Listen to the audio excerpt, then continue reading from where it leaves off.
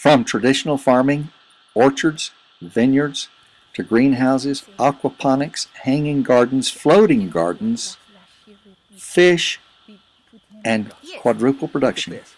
This is our production for you. Yes, look at this one. These are small size peaches, and we got like 12 trees last year. Yeah. When it was a hot summer and drought and very hot condition. And we notice we're drip irrigating it here. Yes, we're drip irrigating it. I just tasted like 3 or 4 of them. It was delicious. Oh my God. Really? Good? I love it. Yes. Yeah. And this one is ready to pick. So I'm going to go ahead and You're gonna just pick it up. Yes. Okay. All right. And it's, of course, organic, fresh, nice. Okay. I can just eat it just like this. But, you know, All right. maybe All I'm right. going to wash it before I do it. But let's see. Take a bite. Just Let's taste see. it. Yeah. Yeah? I love it. Is it good? It smells fresh. Fresh? You know what? There's nothing like something fresh. What's your story about food coming right after it's picked? Well, they say the ancient belief that when you go ahead and pick the fruit right off of the branch of a tree, actually there is life force in the fruit. And what you You get more good stuff, is what you think? You get that life force. Yeah. Now look here what we've got. Oh, we've got a vineyard, and really, these are little tiny grapes. But you know, the average grape lives to be over 100 years old. Did you know that? The average grapevine? Uh-huh. So we got grape vineyard, drip irrigated. It goes on here, I think we got about 100 grapevines. Plus we got hazelnuts, plus we got others. So, we're making progress, growing our own, babe. Yes. You believe in it? Yes, I do believe in it. And right now I got a seed, and what I'm gonna do, I'm gonna just store it for the next year. Yeah. And I'm gonna have more of these peach trees. Okay. How do you store them? Do you just keep them cool, dry? Or do You know? wash it and you keep it in a, plastic bag or something. And when it comes to fall, I do. And that's where we have breakfast, right there, a little breakfast spot. And right over here is our greenhouse. Can we just take a quick look at it? I mean, this is not fancy, but did you know this greenhouse will grow enough food for a family of 4? And we're about to add aquaculture to it. Got peppers, we got the plants, we got the flowers, we got the grapes, and here we're going to put in tilapia. And then back here, we got grapes galore. Just grapes everywhere. And this is the seed stock for our orchard. This is where we get our plants. And so,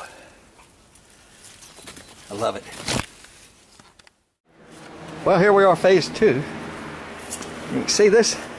These are all just plants. You'll notice we got some flowers going now. You know, they look nice. Beautiful. Beautiful. Nothing like flowers. Got some rose stuff planted, traditional. And look at these grapes, man. They're just everywhere. Look at this. This thing is just loaded with grapes. Look at this. Isn't it amazing? So this will be the beginning of a replacement orchard for next year. And we're coming along here. And here we got more flowers. But you see how simple it is? Nothing much to it. And then here, we just have behind these strawberries, just a vacant space here. So let's see what happens next.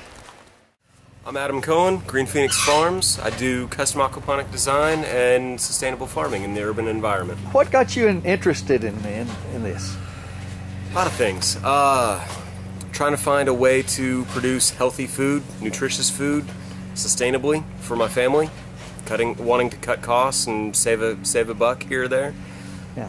I want to ask you a question. USDA says the typical greenhouse produces $7 per year per square foot of greenhouse area in food. That's the average. What would you say using the aquaponics would produce per square foot a year, just a guesstimate?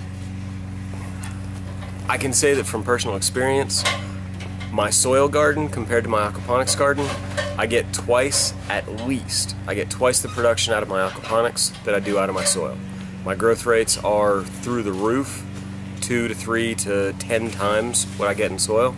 So if USDA says you get $7 a square foot in a greenhouse traditional, I'd be betting at least double that with aquaponics. And it sounds like double that would be conservative from what you're saying, Probably. right?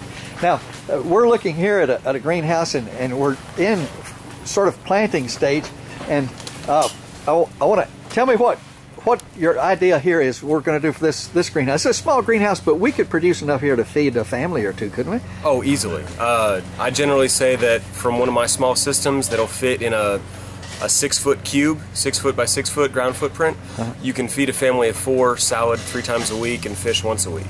So in a greenhouse this size, you can easily feed a small family.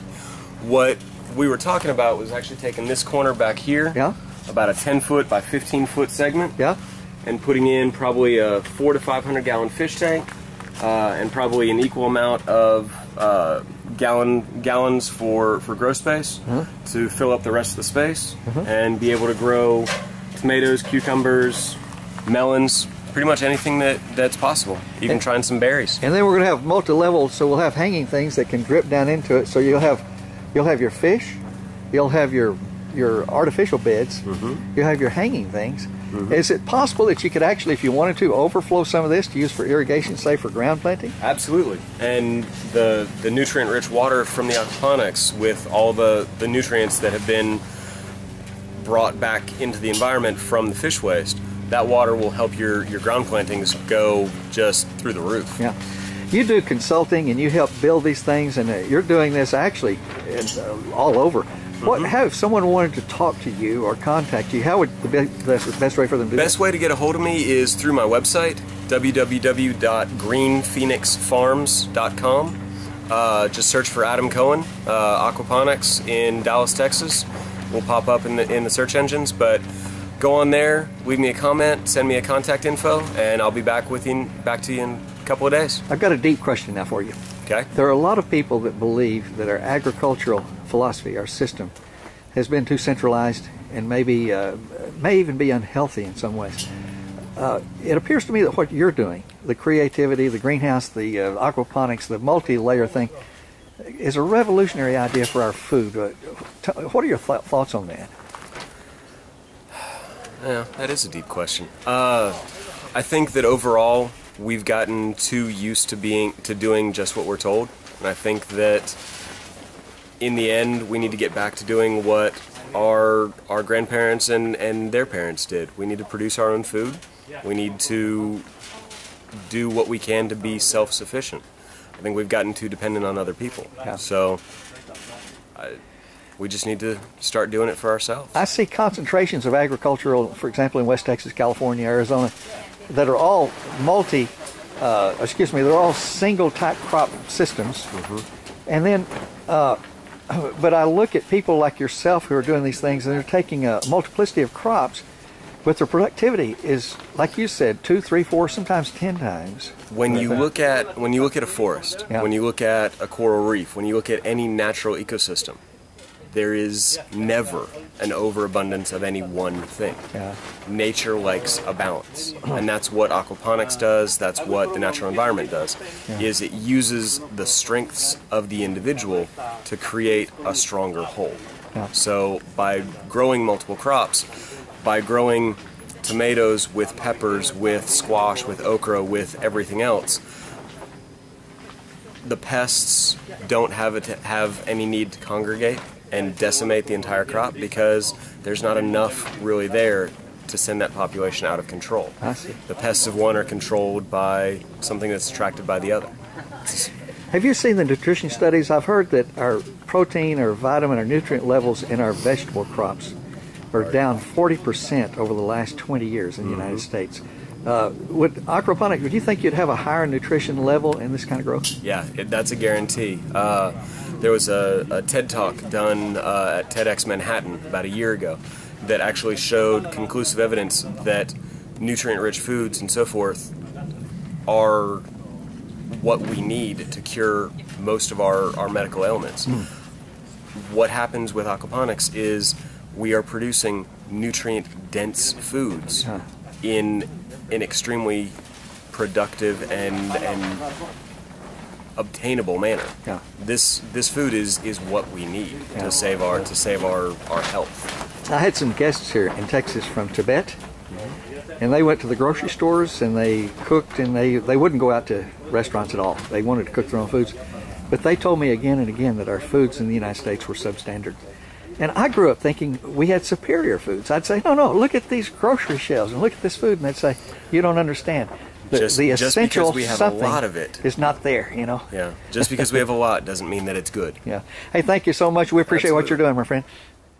Maybe this side? Yep.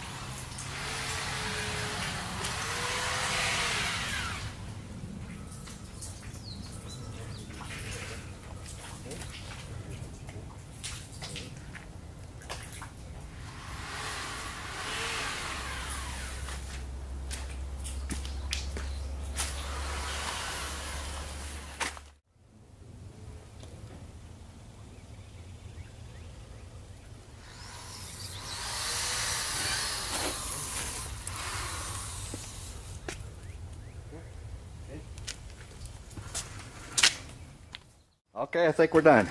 Here we go. Everything's set up. The fish will be in here, controlled by solar panels. We put this here to provide some shade for the fish because it gets very hot here. We thought it might heat the water too much. Water is pumped from here to here to aerate the water and fill up the tanks. We tried a tank-to-tank gravity system, but it caused too many small leaks and it was just too hard to get it right. And so we went ahead and did it this way. Each one has got a automatic natural vacuum flusher to empty the tanks. Here's we can tell this system takes it about an hour or two to fill up the tanks, and then they flush, and then we're done for the day. Flush water goes in here. We've created little thingies, little pots. Look in there and you can see water, maybe. And this is just for fun. By the time the water gets back to here, notice this one gives most got little things again to aerate the water a little bit. And this sump tank, I think we're going to put shrimp or something in this. Tilapia in this. A little while we'll turn it on. I love this time of day. The sun's getting ready to come up. You can see a little pink on the horizon. Hear the birds singing. There's the old swamp monkey. See the greenhouse. See the wind turbine going. A little red tractor. Other greenhouse. Great vineyard over there. I don't know if you can make it out or not, but it's there. A little breakfast nook where I can watch the sun come up in the mornings. Well, let's go inside and see what we got.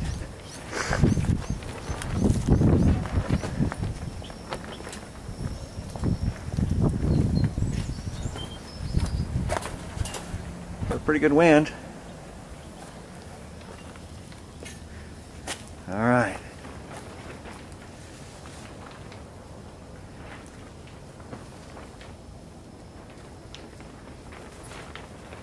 fresh mint coming up. Over there we got a beautiful grapevine that's just loaded with grapes. I don't know, can't see them, but they're there.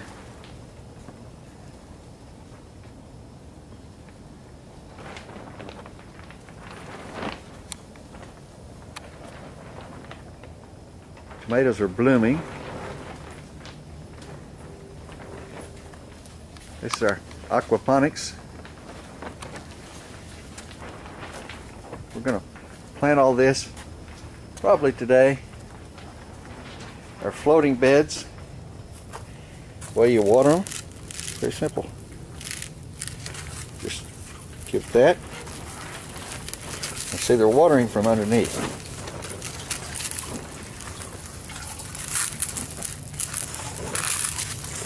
This is our salad plate. We've got 2 kinds of lettuce and some other greeny, spicy thingies.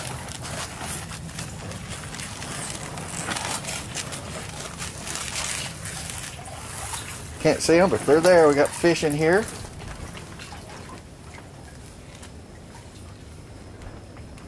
All powered by solar.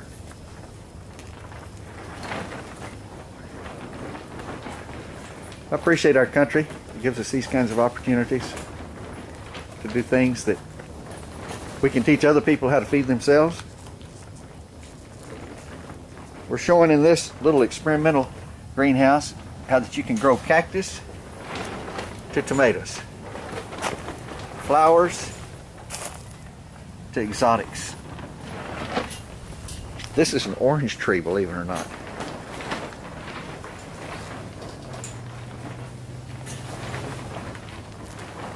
And do it all green. No impact on the environment.